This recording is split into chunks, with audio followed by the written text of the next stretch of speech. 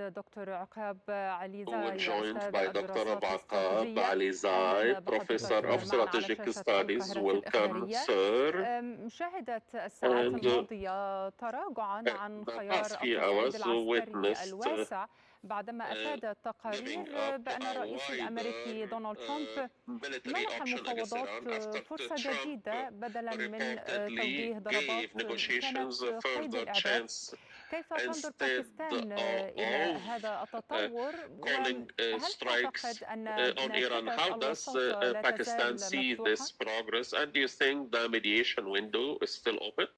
Yes, I do. In fact, I think it's essential.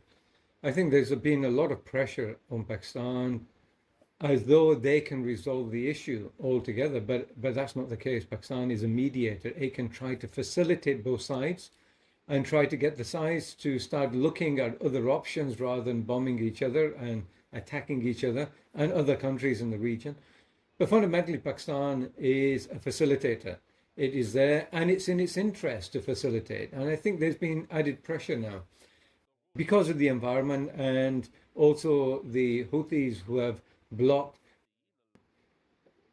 Bab al-Mandab and the strait going to the Suez Canal, for example. That is a major crisis that might aggravate the situation even more. And I think there's been a little bit of pressure coming from China as well. Not pressure per se, but I think it's influence from China to get this facilitated and get this going and to try to get the Iranians to come to some sort of understanding with the Americans. I think because both sides are so polarized from each other that it's a difficult proposition, but I think what it is more than anything else is to reduce hostilities, which has been the case for the past 15 or 16 hours now. But that's not a guarantee that they will stop. And in fact, what is also indicative of, as far as Iran is concerned, is that they feel that anytime there's a lull in attacks, that it is something that they've got to be wary of, because they do have zero trust with the Americans, because once they start talking about negotiations and the negotiations start, the Americans start bombing again. And this is how the Iranians perceive them. So the Iranians are very skeptical about this because it's a two-sided issue. It's not just the Iranians that must stop. It is the Americans who must stop the bombing as well. And both sides must pull apart a little bit and start reducing the temperature.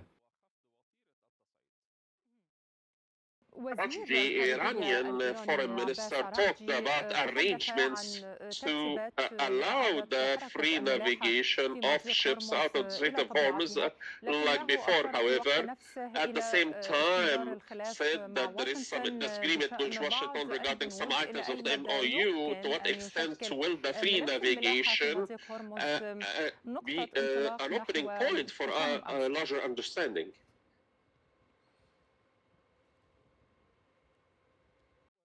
Well, that was always the case. Is Article 5, 4 and 5, especially 5, that dictates what happens in the Hormuz Strait. But remember, and I keep coming back to this, fundamentally, it was Article 1 that was the issue.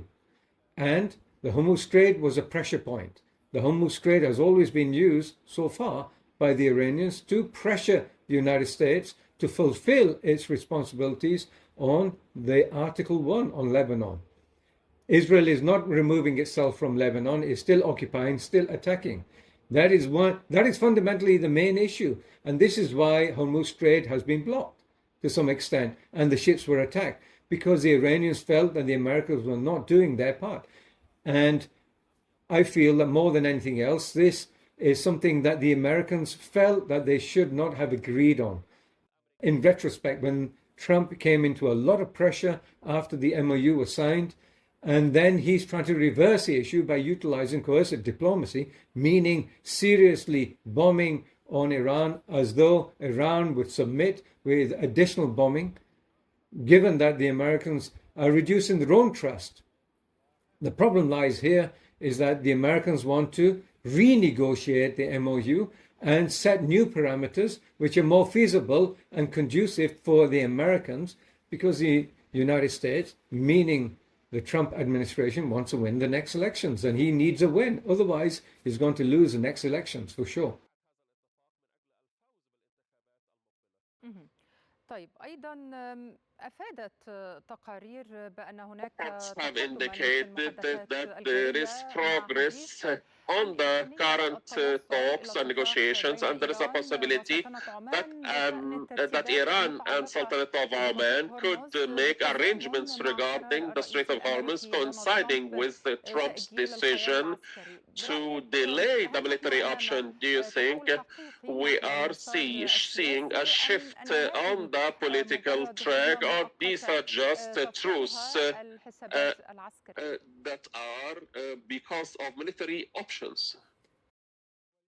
Well, you've got to think about it this way. The whole purpose the Trump administration has been violently attacking Iran in the latest episode of the uprising for the last number of days, nearly 2 weeks, is because they want to force Iran into negotiations and to submit to some extent so the Americans see a compromise from them. However, the Iranians feel that they would have to give too much. Number one, the Iranians would feel that they would be submitting under a barrage of violent attacks. That is coercive diplomacy. If that happens once, it can happen again. The Americans may feel that they could attack Iran again to make them submit and give more away as far as any negotiations are concerned. So this is a battle of wills to decide what the negotiations really are and how far the Iranians and the Americans can take it, given the political climate in the United States and in Iran, that how far each can withstand the bombardment from each other and the economic issues that the Americans are facing because of the uptick in oil prices, again over $100 a barrel, and that's going to aggravate the situation. That's why they're holding back. The problem is that they're pushing each other to a point where they're trying to renegotiate, but they're using violence as a form of renegotiation. That's what the Americans want. If Iran gives into this, then Iran would be seen as a weaker party. And I feel and I think that Iran does not want to do this. They want to make sure that the Americans overtly accept before the Iranians accept.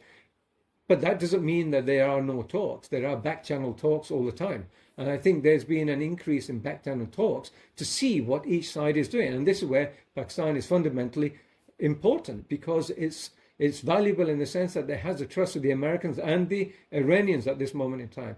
But also because the attacks on different Arab countries in the Gulf, for example, Pakistan doesn't want this to blow up even further. Pakistan also has a relationship, a mutual defense agreement between Pakistan and Saudi Arabia. If something goes wrong with that, then Pakistan may no longer be an adequate mediator as far as Iran is concerned, because it would have to take sides. That's where the issue lies. So Pakistan would like to resolve it as soon as possible and push both parties to a point where they can start sitting down again. شكرا جزيلا. كنت مع دكتور عقاب عليزاي أستاذ الدراسات الاستراتيجية. شكرا جزيلا. Thank you very much. Thank you. Have a good evening. Thank you, sir.